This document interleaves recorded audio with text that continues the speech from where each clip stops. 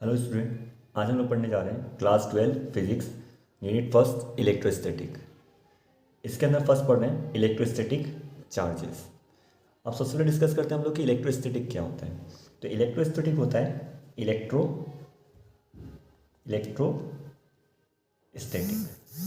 या इलेक्ट्रो का मतलब होता है चार्जेस। क्या होता है इलेक्ट्रो का मतलब? चार्जेस। ठीक है। और स्टैटिक का मतलब होता है रेस्ट। क्या होता है स्टैटिक का मतलब? रेस्ट। अच्छा, यहाँ पर रेस्ट वर्क क्यों दिया हुआ है? क्योंकि हमें पता है क्लास 10 हम लोग पढ़ चुके हैं, अगर चार्जेस मोशन में होंगे, ठीक है, और चार्जेस मोशन में होंगे तो हमारा कौन सा टर्म चले जाता है? होता है हमारा इलेक्ट्रिक करंट। क्योंकि हमने पहले पढ़ चुका है, जब हम लोग इलेक्ट्रॉन्स या फिर चार्जेस किसी कंडक्टर के अंदर से मूव करते हैं तो हम उसे क्या कहते हैं? इलेक्ट्रिक करंट कहते हैं। तो वो हमारा यूनिट है सेकेंड, इलेक्ट्रिक करंट। अभी हम लोग यूनिट फर्स्ट पढ़ रहे हैं, इसके अंदर पढ़ना हमें इलेक्ट्रोस्टैटिक। ठीक है, तो इलेक्ट्रोस्टैटिक की डेफिनेशन यहीं से क्या बनती है? ठीक है, the study of charges at rest. तो इस चैप्टर के अंदर हमें क्या पढ़ना है? सिर्फ चार्जेस के बारे में पढ़ना है, जो चार्जेस रेस्ट में। ठीक है, इसके अंदर सबसे पहले हम डिस्कस करते हैं चार्जेस। अब चार्जेस क्या होता है? तो मान लीजिए कि मेरे पास दो बॉडी है, एक बॉडी है ए और दूसरी बॉडी है बी, और हमको ये पता है कि किसी भी दो ऑब्जेक्ट को अगर एक दूसरे को अट्रैक्ट करना है या फिर रिपेल करना है तो उसको किस चीज़ की ज़रूरत पड़ती है? उसको एनर्जी की ज़रूरत पड़ती है। किस चीज़ की ज़रूरत पड़ती है? एनर्जी। तो यहीं पर इसीलिए यहाँ पर लिखा हुआ है it is energy pause by body by virtue of which it will show attraction और रिपल्शन। इट मीन्स अगर कोई ऑब्जेक्ट के पास एनर्जी होगी, ठीक है, जिस उसी कारण से वो किसी ऑब्जेक्ट को क्या करेगा? अपने से अट्रैक्ट करेगा या फिर रिपेल करेगा। जैसे मान लीजिए बॉडी ए है, वो बी को अट्रैक्ट कर रही है या फिर रिपेल कर रही है। अट्रैक्ट भी कर सकता है या फिर रिपेल भी कर सकता है। तो क्या लगेगा? उसको एनर्जी की जरूरत पड़ेगी, और उसी एनर्जी को हमने क्या बोला है? उसी एनर्जी को हम लोग कहते हैं चार्जेस। क्लियर? उसी एनर्जी को हम लोग क्या कहते हैं? चार्जेस।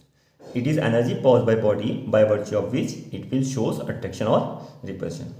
ठीक है, हमारे आपको सबको पता होगा चार्जेस कितने टाइप के होते हैं। तो हमारे पास चार्जेस कितने टाइप के होते हैं? तो चार्जेस हमारे जो होते हैं, जो चार्जेस होते हैं हमारे, वो कितने टाइप के होते हैं? 2 टाइप के होते हैं। तो चार्जेस आर 2 टाइप्स। कितने टाइप्स के होते हैं?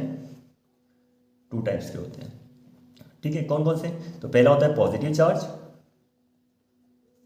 चार्ज, और सेकंड होता है नेगेटिव चार्ज। पॉजिटिव चार्ज और नेगेटिव चार्ज। अभी चार्जेस आते कैसे हैं? ठीक है, तो हम एग्जांपल के तौर पे लेते हैं। जैसे हमने ऊपर लिया था, 2 ऑब्जेक्ट लिए थे, 2 बॉडी ली थी। तो हमारा फर्स्ट बॉडी लिया हमने ए और दूसरा ऑब्जेक्ट ले लिया हमने बी। ये हमने 2 बॉडीज ले ली, ए और बी। ठीक है, अब हमने क्या किया? इसको रब किया या फिर फ्रिक्शन किया। ठीक है, आपस में इन दोनों को बॉडी को क्या किया हमने? रब किया। तो उस रब करने से क्या होगा? ठीक है, तो इनके ऊपर चार्जेस आएंगे। क्या आएंगे? चार्जेस आएंगे। तो कैसे आएंगे चार्जेस? मान लीजिए कि हमारे पास जो बॉडी ए था, ठीक है, उसके अंदर कितने इलेक्ट्रॉन्स थे? उसके अंदर मान लीजिए 5 इलेक्ट्रॉन थे। और इसके अंदर प्रोटॉन कितने थे? 5 प्रोटॉन थे। ठीक है, और बॉडी बी थी, इसके अंदर मान लीजिए हमारे पास कितने इलेक्ट्रॉन है? 9 इलेक्ट्रॉन है। और प्रोटॉन कितने हैं? प्रोटॉन भी 9 है। अब हमने इनको रब किया, तो रब करने से क्या होगा? या तो ए बी को इलेक्ट्रॉन दे देगा या फिर बी ई को इलेक्ट्रॉन दे देगा। तो मान लीजिए कि हमारा जो बॉडी ए था, इसने हमें इलेक्ट्रॉन डोनेट कर दिया, इलेक्ट्रॉन दे दिया। किसको दे दिया? बी को दे दिया। मान लीजिए कितने इलेक्ट्रॉन दिए? इसने 2 इलेक्ट्रॉन दे दिए। अब क्या होगा? तो इसके बाद इलेक्ट्रॉन कम हो जाएंगे, और इलेक्ट्रॉन कम होने की वजह से क्या हो जाएगा? इसके बाद कौन सा चार्ज आ जाएगा? पॉजिटिव चार्ज आ जाएगा। ठीक है, कितने पॉजिटिव आएंगे? 2 इलेक्ट्रॉन दिए, 2 इलेक्ट्रॉन दिए, तो इस पर 2 पॉजिटिव चार्ज आ जाएगा। ठीक है, अब इसने इलेक्ट्रॉन लिए हैं, जो बी ऑब्जेक्ट था या फिर बी बॉडी जो हमारे पास थी, इसने इलेक्ट्रॉन लिए हैं, तो इसके ऊपर क्या हो जाएगा? नेगेटिव चार्ज हो जाएगा। ठीक है, कौन सा आ जाएगा? नेगेटिव चार्ज आ जाएगा। तो हमें यहीं से पता लगता है जो इलेक्ट्रॉन डोनेट करता है, ठीक है, जो इलेक्ट्रॉन डोनेट करता है या फिर इलेक्ट्रॉन देता है, ठीक है, उसके ऊपर कौन सा चार्ज आता है? पॉजिटिव चार्ज आता है। और जो इलेक्ट्रॉन लेता है, ठीक है, या फिर गेन करता है, उसके ऊपर कौन सा चार्ज आता है? नेगेटिव चार्ज आता है। तो इसी टाइप से क्या होते हैं? चार्जेस डेवलप होते हैं। अब कुछ एग्जांपल देख लेते हैं, हमारी बुक में कुछ एग्जांपल दे रखे हैं। ठीक है, जैसे हमने रब किया, किसको रब किया? ग्लास रॉड को। किसको रब कर रहे हैं हम लोग? ग्लास रॉड को। ठीक है, ग्लास रॉड को रब किया हमने। किससे रब किया? सिल्क के क्लॉथ से रब किया। तब क्या होगा? तो हमने पढ़ा है वहाँ पर कि इन दोनों के ऊपर चार्जेस आ जाते हैं। क्या आ जाते हैं? चार्जेस आ जाते हैं। तो जब हम इसको आपस में रब करते हैं तो ग्लास रॉड जो होता है उसके ऊपर चार्ज आता है, पॉजिटिव चार्ज आता है, और जो सिल्क का क्लॉथ होता है उसके ऊपर कौन सा चार्ज आता है? नेगेटिव चार्ज आता है। सिमिलरली ऐसे एग्जाम्पल और भी दे रखे हैं हमारी बुक में। जैसे मान लीजिए इबोनाइट की रॉड है हमारे पास, ठीक है, और सेकेंड मान लीजिए फर समझते हैं ना, जो वूल होता है, ऊन होता है, ठीक है, उसके ऊपर, उसको क्या बोलते हैं हम लोग, फर कहते हैं। तो जब इन दोनों को आपस में रब करते हैं, ठीक है, तो इबोनाइट की जो रॉड होती है, इसके ऊपर कौन सा चार्ज आता है, नेगेटिव चार्ज आता है, और फर के ऊपर कौन सा चार्ज आता है, पॉजिटिव चार्ज आता है। ये पहले सब टेस्ट किए जा चुके हैं, ठीक है, इसलिए सब पता है कि इस पर कौन सा चार्ज आता है, नेगेटिव किस पे आता है और पॉजिटिव चार्ज किस पे आता है, ठीक है। अब देखिए यहाँ पर अगर हम लोग पॉजिटिव को अगर पॉजिटिव के पास लेके जाते हैं, मतलब सिमिलर चार्जेस को, ठीक है, पॉजिटिव और पॉजिटिव, या फिर नेगेटिव और नेगेटिव, तो ये दोनों कैसे चार्ज है, सिमिलर चार्ज है, ठीक है। तो सिमिलर चार्जेस कैसे चार्ज है, सिमिलर चार्ज है, ठीक है। और पॉजिटिव और नेगेटिव, या फिर नेगेटिव और पॉजिटिव, ये कैसे चार्ज है, ठीक है, ये नॉट सिमिलर चार्ज है, नॉट सिमिलर, ठीक है। और सिमिलर चार्जेस को हम लोग कहते हैं लाइक चार्जेस भी कहते हैं, क्या कहते हैं, लाइक चार्जेस भी कहते हैं। और नॉट सिमिलर को हम लोग क्या कहते हैं, अनलाइक चार्ज कहते हैं, अनलाइक चार्ज कहते हैं, ठीक है। तो जब सिमिलर चार्जेस को हम लोग पास पास लेके जाते हैं, मतलब पॉजिटिव को पॉजिटिव के पास लेके जाते हैं, या फिर नेगेटिव को नेगेटिव के पास लेके जाते हैं, तो हमें क्या देखने को मिलता है, तो हम लोग देखते हैं वहाँ पर कि ये क्या करते हैं, एक दूसरे को रिपेल करते हैं, ठीक है। इट मीन्स वहाँ पे क्या होता है, रिपल्सन होता है, क्या होता है, रिपल्सन होता है। और सिमिलरली हम लोग पॉजिटिव को नेगेटिव के पास लेके जाते हैं, फिर नेगेटिव को पॉजिटिव चार्ज ऑब्जेक्ट के पास लेके जाते हैं, तो हमें क्या देखने को मिलता है, वहाँ पर हमें देखने को मिलता है अट्रैक्शन देखने को मिलता है, क्या देखने को मिलता है, अट्रैक्शन देखने को मिलता है। तो यहीं से हमें क्या पता लगता है, एक प्रॉपर्टी पता लगती है, किस चीज़ की प्रॉपर्टी लगती है, चार्जेस की। और चार्जेस की वो प्रॉपर्टी क्या है कि लार्ज चार्ज जो हमारे, ठीक है, लाइक चार्जेस होंगे वो एक दूसरे को क्या करेंगे, रिपेल करेंगे, ठीक है, तो वहाँ पे हमको रिपल्सन देखने को मिलेगा। और जो अपोजिट चार्ज होंगे वो क्या करेंगे, एक दूसरे को क्या करेंगे, एक दूसरे को अट्रैक्ट करेंगे, तो वहाँ पे हमको अट्रैक्शन फोर्स देखने को मिलेगा। क्लियर। अब यहाँ पर हमारी बुक में कोई एक्सपेरिमेंट दे रखा है, ठीक है, इन्हीं को देखने के लिए कि पॉजिटिव एक दूसरे को अट्रैक्ट करते हैं, और पॉजिटिव एक दूसरे को रिपेल करते हैं, और अपोजिट चार्जेस जो होते हैं वो एक दूसरे को क्या करते हैं, अट्रैक्ट करते हैं, ठीक है। तो इसी एक्सपेरिमेंट को समझने के लिए मान लीजिए कि हमारे पास कोई एक रिजिड ऑब्जेक्ट था, कैसा ऑब्जेक्ट था, रिजिड ऑब्जेक्ट था, मान लीजिए रिजिड ऑब्जेक्ट है। अब मैंने इसको एक थ्रेड से एक चार्ज रॉड लटका दी, मान लीजिए ग्लास रॉड लटका दिया, क्या लगा दिया, ग्लास रॉड। कौन सी रॉड है यहाँ पे, ग्लास रॉड। कौन सी रॉड ली हमने, ग्लास रॉड। और इसी के पास में मैं एक और पॉजिटिव ग्लास रॉड लेके जाता हूँ, ठीक है।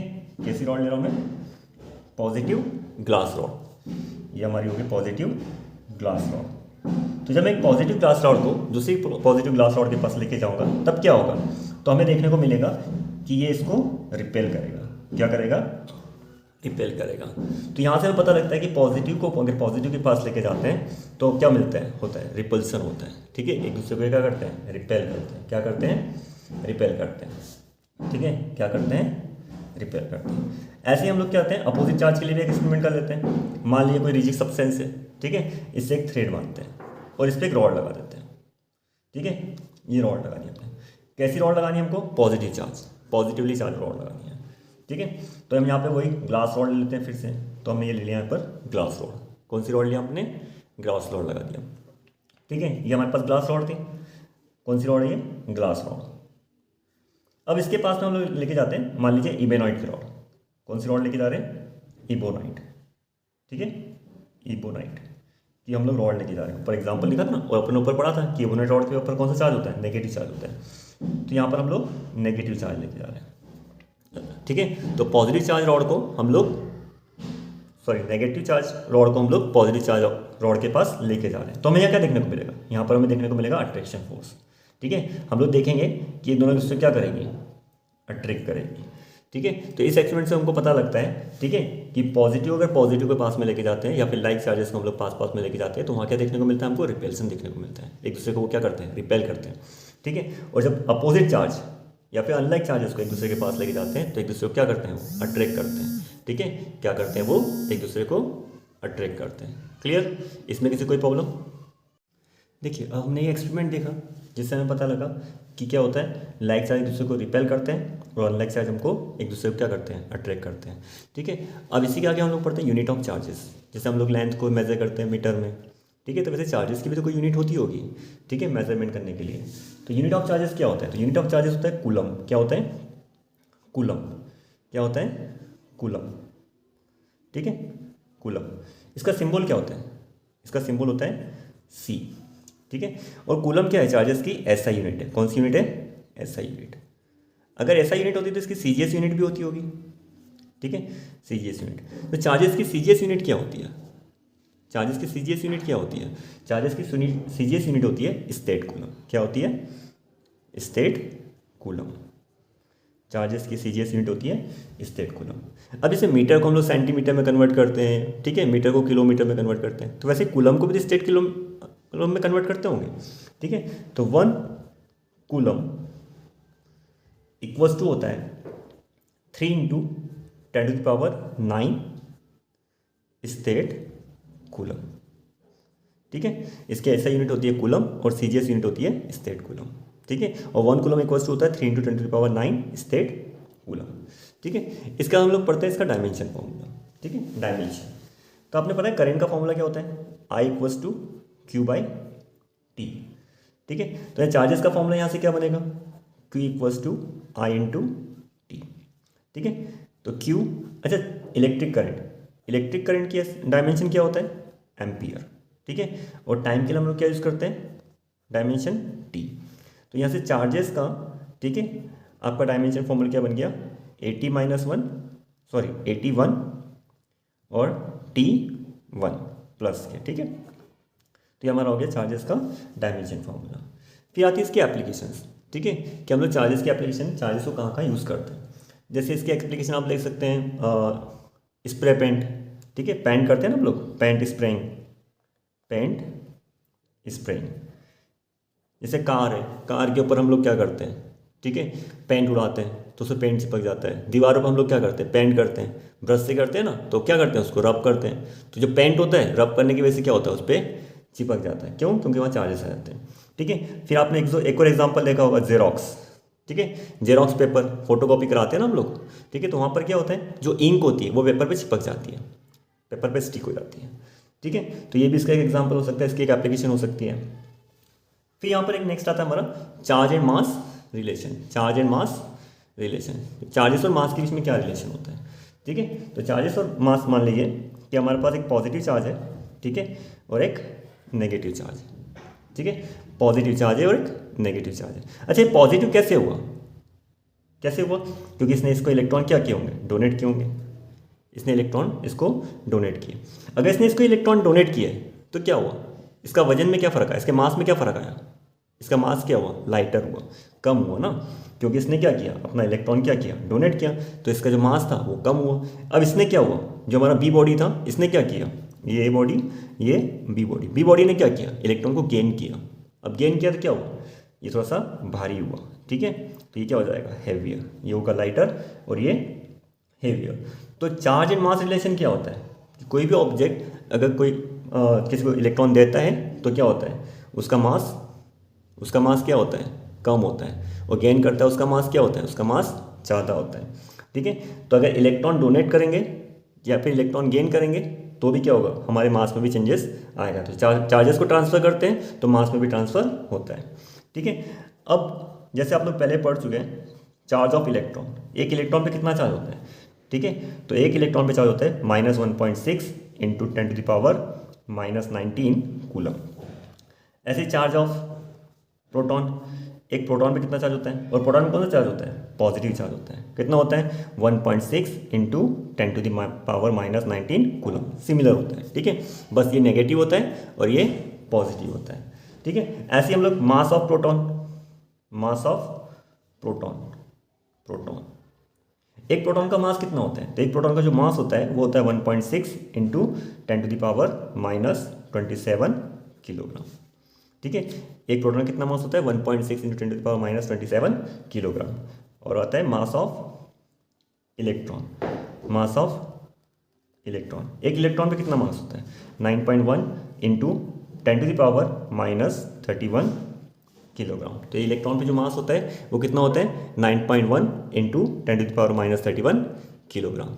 अच्छा, इसमें प्रोटॉन का मास ज़्यादा है या फिर इलेक्ट्रॉन का, तो आप लोग बोलते हैं कि यहाँ पर 1.67 है और यहाँ पर 9.1 है तो इसलिए इलेक्ट्रॉन का मास ज़्यादा है। नहीं, ऐसा नहीं होता, ठीक है। यहाँ पर इसकी पावर देखिए, ठीक है, यहाँ पर 10 टू द पावर कितनी है, 10 टू द पावर -27 है, और यहाँ पर 10⁻31 है, तो -27 ज़्यादा होता है या फिर -31 ज़्यादा होता है? कौन ज़्यादा होता है? तो -27 ज़्यादा होता है। ठीक है, तो मास ऑफ इलेक्ट्रॉन, ठीक है, कम होता है किससे? मास ऑफ प्रोटॉन से। और मास ऑफ प्रोटॉन क्या होता है? ज़्यादा होता है। तो जो प्रोटॉन का मास होता है वो ग्रेटर होता है किससे? इलेक्ट्रॉन के मास से। क्लियर? ठीक है, तो आगे ये टॉपिक हम लोग नेक्स्ट वीडियो में पढ़ेंगे। ठीक है।